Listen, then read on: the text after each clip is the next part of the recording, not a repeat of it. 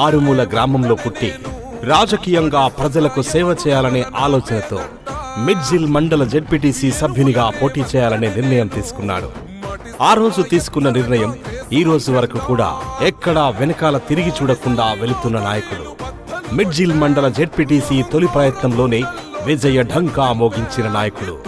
ఒక ఎమ్మెల్సీగా, ఒక ఎమ్మెల్యేగా, ఒక ఎంపీగా, టీపీసీసీ చైర్మన్ గా, తెలంగాణ రాష్ట్ర 2వ ముఖ్యమంత్రిగా కొనసాగుతున్న అలుపెరగని నాయకుడు. ముద్దుగా రేవంత్ అన్నా అని పిలుచుకుంటారు. ఈ రాజకీయ ప్రస్థానంలో ఎన్నో మలుపులు, ఎన్నో బాధలు, ఎన్నో కష్టాలు, ఎన్నో అవమానాలు, మరెన్నో పోరాటాలు. ప్రతిపక్షం వారు ఎన్ని ఇబ్బందులు పెట్టినా ఎక్కడా కూడా వెనకడుగు వేయనటువంటి నాయకుడు. కొండారెడ్డిపల్లి గ్రామం నుండి సెక్రటేరియట్ వరకు ఈరోజు సక్సెస్ఫుల్ గా ముందుకు వెళ్తున్న రేవంత్ రెడ్డి గారు. ఆయన మాట్లాడడం మొదలు పెడితే ప్రతిపక్ష నాయకులు కావచ్చు, రాజకీయ శత్రువులు కావచ్చు, అందరికీ గుబులు పుట్టించే నాయకుడు. ZPTC to CM, Kondareddipalli to secretariat.